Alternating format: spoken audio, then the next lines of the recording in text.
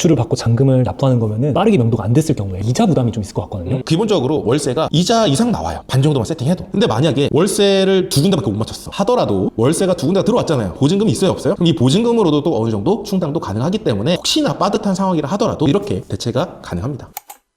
안녕하세요, 건물주님. 안녕하세요. 혹시 지금 다가구 건물을 낙찰받으면 언제부터 월세가 들어오게 될까요? 오늘 낙찰받으면 오늘부터 바로 월세가 나오나요? 오늘 낙찰 받은 경우에 당연히 월세가 발생하지 않죠. 낙찰 받았으니까 바로 월세 생기는 거 아닌가? 바로 내 거 아닌가? 라고 하는데 사실 이 경매라는 건 부동산을 사는 방법 중에 하나입니다. 그럼 낙찰을 받았다라는 건 계약서를 쓰고 계약금을 냈다는 겁니다. 그러니까 계약금을 줬으면 잔금일을 별도로 잡죠? 잔금을 쳐야 내게 되는 거잖아요. 똑같은 겁니다. 낙찰을 받았다는 건 계약서를 작성을 하고 보증금 10%를 넣은 거예요. 그렇기 때문에 지금 당장 월세가 발생을 하는 게 아니고요. 낙찰을 받게 되면 그 이후에 절차들이 있습니다. 여러 가지 절차가 있지만 오늘 낙찰을 받았다. 2주 뒤에 대금 기한 통지서가 날라옵니다. 그 대금 기한 통지서에 언제까지 잔금을 납부하세요라는 날짜가 있어요. 그게 보통 낙찰 받고 나서 한 달에서 한 달 반 정도가 잔금 기한이거든요. 그때 여러분들이 이제 명도도 하시면서 대출도 알아보면서 이제 대출 자서를 하죠. 그리고 나서 잔금 기한에 잔금을 내게 되면 잔금과 내는 동시에 소유권 이전이 됩니다.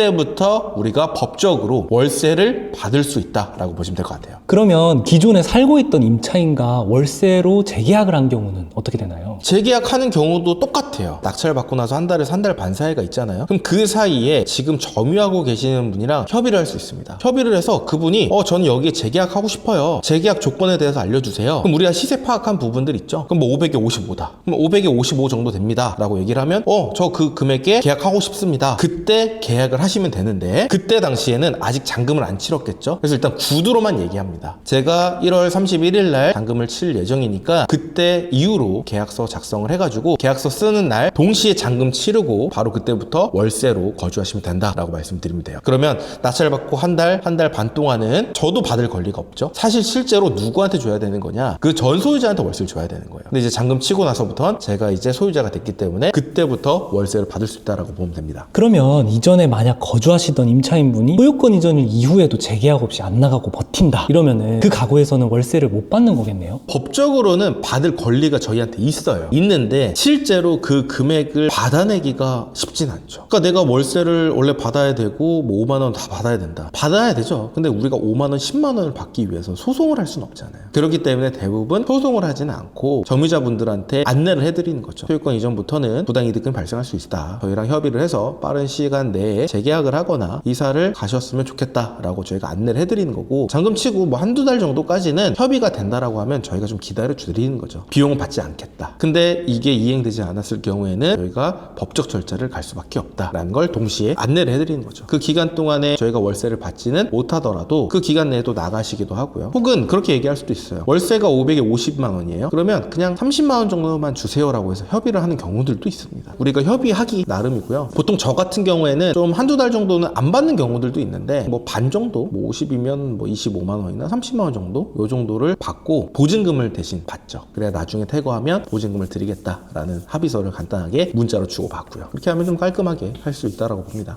그래도 대출을 받고 잔금을 납부하는 거면은 빠르게 명도가 안 됐을 경우에 이자 부담이 좀 있을 것 같거든요. 이자 부담이야 당연히 명도를 해야 새로운 임차인이 들어와야 월세를 받는 거잖아요. 그걸 받아서 이제 이자를 내는 건데 이분이 만약에 안 나간다라고 하면 우리는 월세 수입이 발생하지 않죠. 그럼 그때 은행에 전화해서 내가 지금 명도 중이니까 대출 이자를 조금 밀어줘라 라고 이렇게 얘기를 하면 은행에서도 저희가 밀어드릴게요 라고 당연히 안 하죠.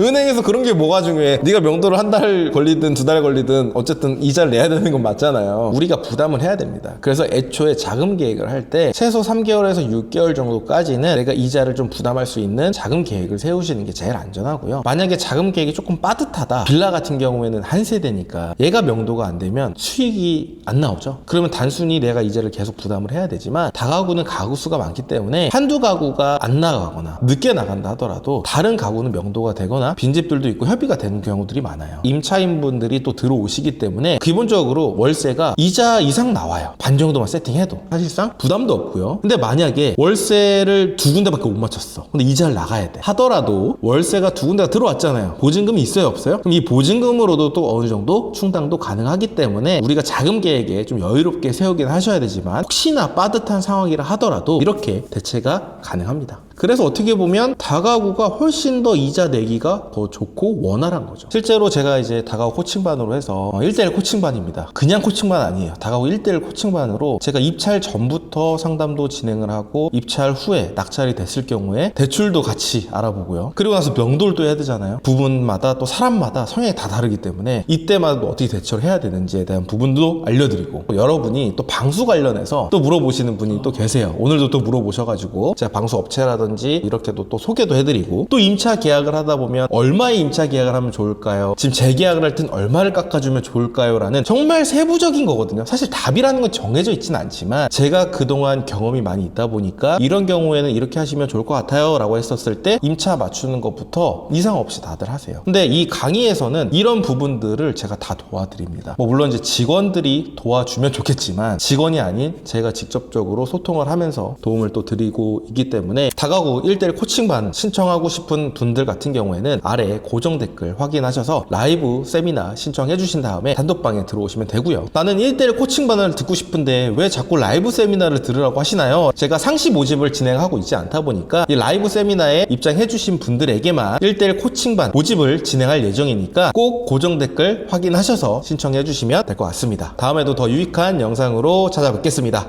감사합니다.